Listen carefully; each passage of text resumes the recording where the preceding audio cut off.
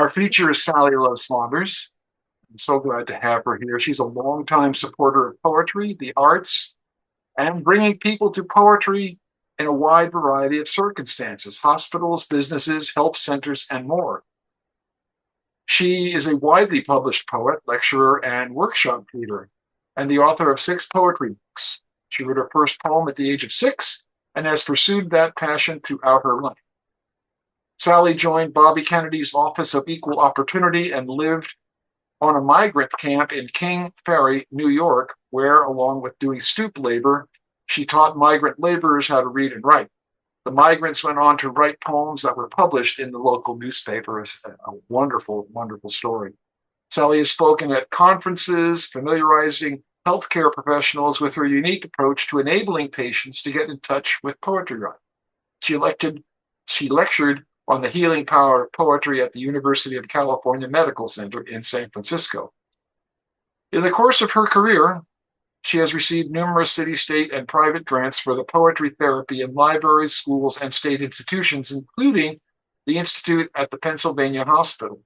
She worked there for many years, helping people heal through the creation of poetry, expressing their inner emotions.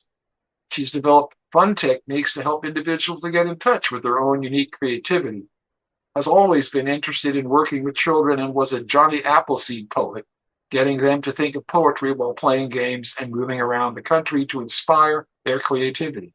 As the poetry lady, she went from school to school in Philadelphia, working to make poetry fun and laying the groundwork for a lifetime interest in poetry.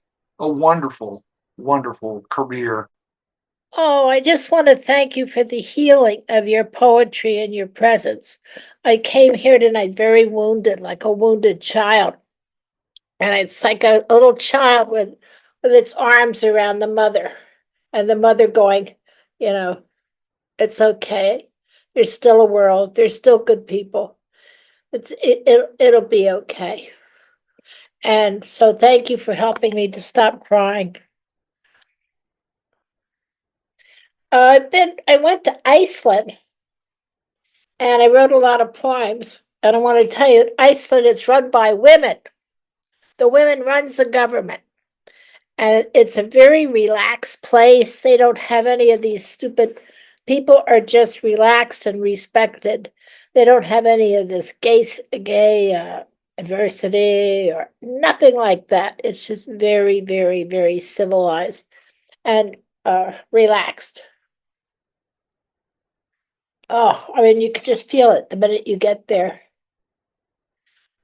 So here are my poems that I brought back from Iceland. The first one called Whale Watching. And I wrote it May 18th, 2025.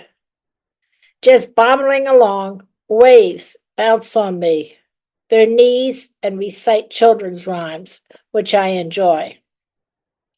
Icelandic duck, draped over the feathered duvet, dark mountain brooding. Birds fly thousands of miles just to see me, happy to see me, then dart off. Sun wanting to put its hands over my eyes so could play peekaboo at next turn. You and I are sitting next to each other like 2 birds on a wire. Fog distancing boats, making them look like railroad cars. I dare not move, just sitting in one place with nothing to do but watch the screen of nature activities putting on a show. The events of having nothing to do except watching and enjoying. Usually, my life is a relay race, going from one activity to another to another. But in this moment, there is no schedule, no deadline, just nothing but to enjoy. That's a longer poem than I usually write. And I like to, when I go on a poetry retreat, I like to say to myself, I like to give myself a challenge. This one was to write longer poems. But I didn't always do that, but it was a goal. Bathing in quiet. Bathing in quiet. Deep quiet. The quiet healing and knitting together frayed pieces of my insides. bathing in quiet. Bathing in quiet, deep quiet, the quiet healing and knitting together frayed pieces of my insides.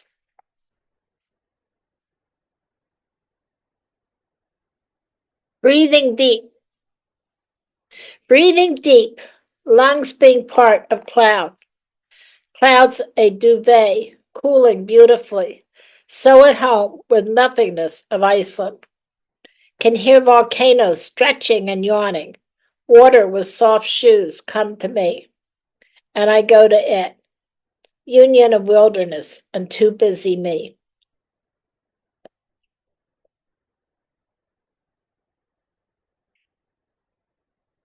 Beautiful mountains, beautiful mountains.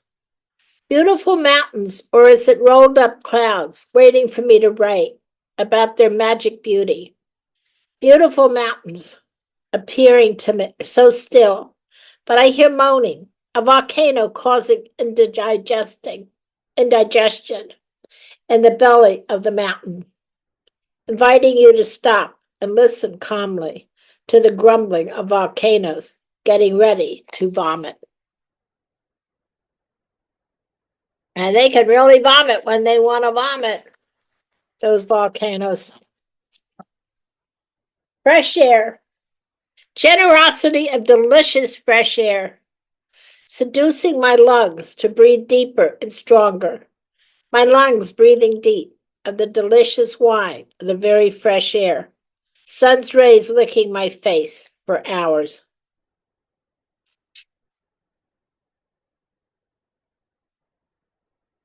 Pen holds my hand. Pen holds my hand like a loving mother holds her infant's hand. Pen and I looking out at the world, waiting to write poetry. A lonely seagull with very outstretched wings visits us. My net is wide, ready to receive a poem. My net is wide, ready to receive a poem. Arctic ternbird. Arctic ternbird, racing to catch us and maybe wanting to join on our journey. Wish could stop ship and let Arctic tern join. Arctic ternbird.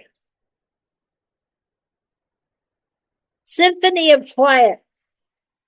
Enjoying a symphony of quiet. Gentle waves tiptoe up to me and in a hushed voice welcome me and my friend. Welcome, make yourself comfortable. Symphony of quiet. Someone irons. Someone ironed the waters of the bay. Suppose it is to honor us, listening to music of quiet, quiet as though playing in symphony hall. Velvet quiet in Iceland, no interruptions at all. I prefer just listening to quiet than scurrying around, visiting churches and museums. I like to go to places where there's nothing, nothing to do, nothing. And people say to me, well, why do you like nothing? And I say, because nothing becomes everything.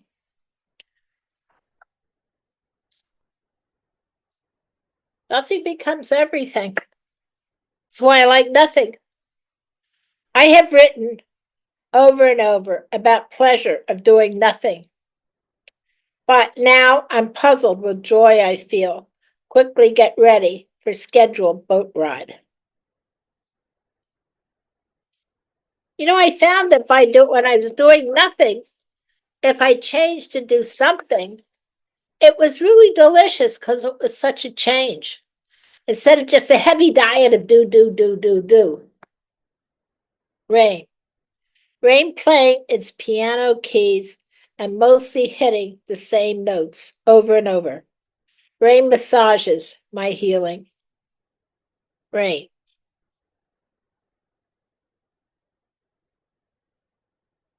What I like best. What I like best is the times we are not making any effort watching waves do all the work. Rain fingers, sharp nails tapping on my roof, calling us to come, be with rain. Rain wants us to be with it. My friend left to put on a rain pants. I prefer to sit, pen in hand, spinning poetry and breathing deep. Soon we will sail to where we need to be. But for now, I am totally content in just sitting and responding to the nothingness. What I like best. My pen, my magical travel companion, steadily creates inspiration and freezes them forever to be thought out and enjoyed later.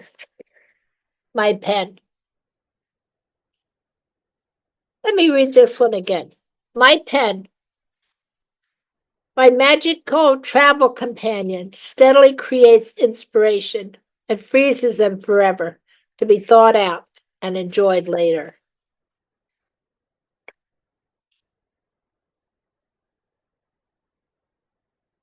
I'm on a tour with 400 people, and today I am peopled out. I have run out of social gasoline.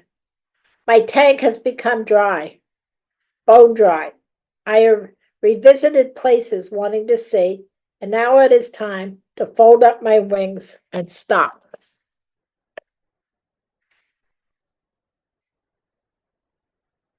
A new notepad.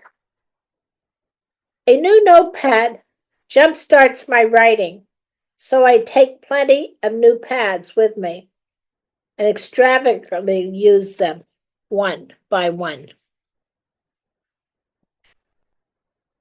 Ray gave me a beautiful book with blank pages in it, and I've taken that with me, and that's been a big inspiration.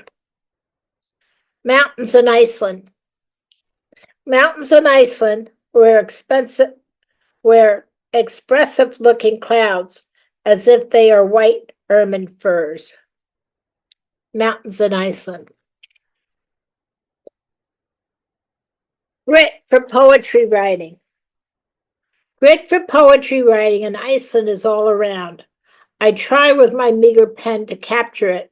Best for me to stop and let inspiration visit me. Grit for poetry writing. Waves snap their fingers.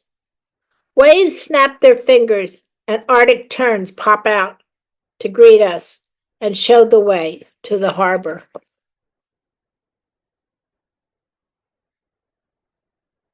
How I wish, how I wish I could leave my body behind and take off on the on an Arctic tern, flying high and long, circling spirals as they fly, celebrating being alive, rejoicing wide with my wings. How I wish I could leave my body behind and take off as an Arctic tern bird. My heart clapping, my heart clapping as if with two hands, excited by your very kind act, uninvited, just freely given, but greatly appreciated.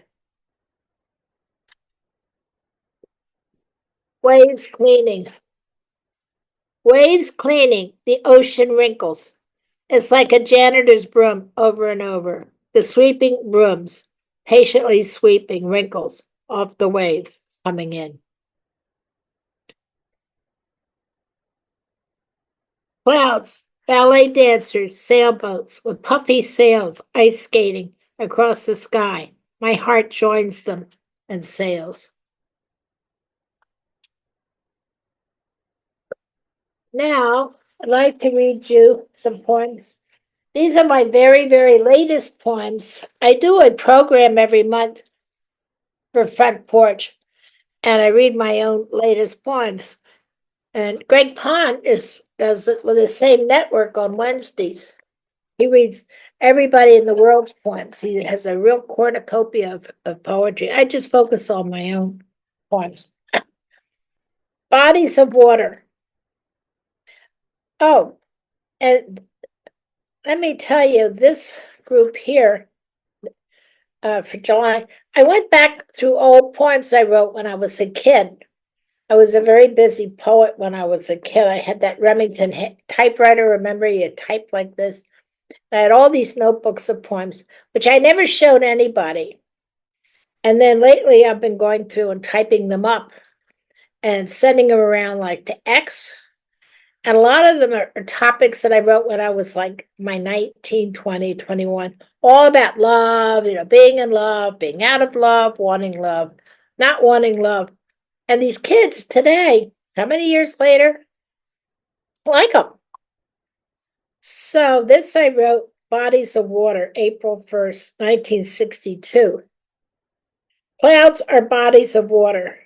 Some are broad lakes, lost pieces of clouds that join together, form streams, while isolated bits of clouds are merely puddles.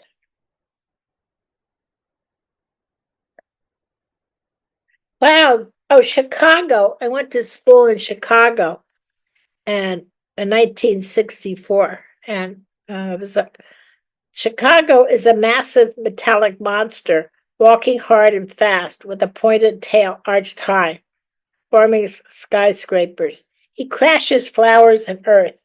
His eyes are red blinking lights, and his voice desperate. The wind, its breath, that bites into you and chews you all up. Black, ugly smoke pours out of its mouth like ugly, hateful words. Skin bacteria are sinking into this beast, but he doesn't stop. A child runs up to it and is ignored. His tracks are quickly covered up by his commotion. I think I should explain to you. I said I was going to read my latest poems because it had July here. Kind of threw me off. But what I had done instead for July was I had put all these hidden poems, these buried poems that had never shown anybody. How many? You have to tell me how much more time. 15 minutes. How much?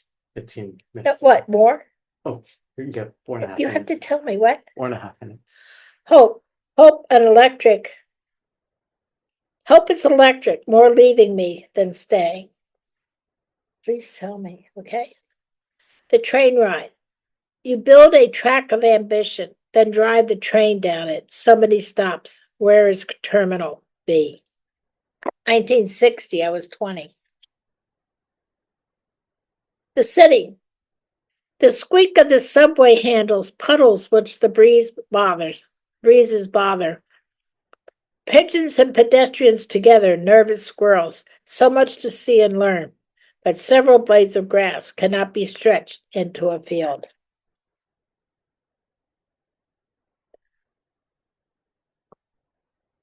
Yeah, I was really a closet poet. At boarding school, I used to put my poems in a shoebox. Okay, Voice of the Dead. Have you ever felt while standing in the fog that there are breaths of the dead going by you? And have you ever felt while making up a song that there is a voice of many inside you?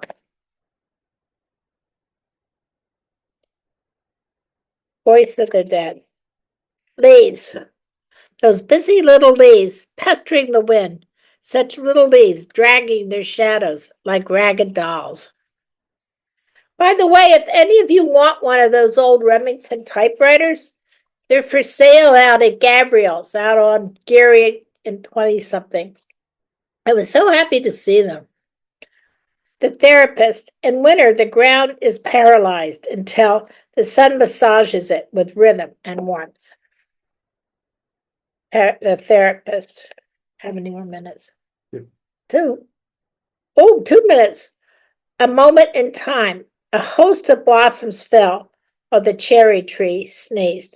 I'd like to use my precious last minute to thank you so much for the therapy of your presence. And I feel like you're all like mother cats that have licked me and licked my wounds. And I just feel so refreshed and so grateful. And I'm kind of rubbing up against you and thanking you so much. On a night I really needed You have 2 to 3 minutes, Sally. Oh, I do? Yeah. Oh, that's a nice gift. The white eruption. At midnight, the sky erupted snow over the town, burying it as deep as Pompeii. It lay untouched till now.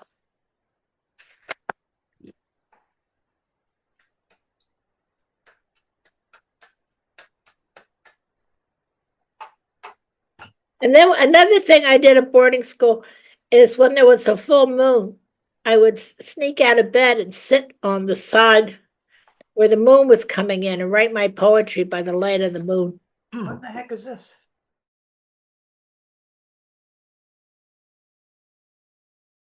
Northern Lights.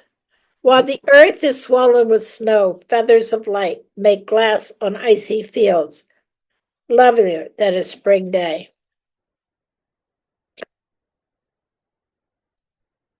Clouds, 1961. Clouds are made of snow, which the wind shovels into mounds or spreads, changing the landscape of the sky. This morning they have been rolled, as by children, into forts and figures.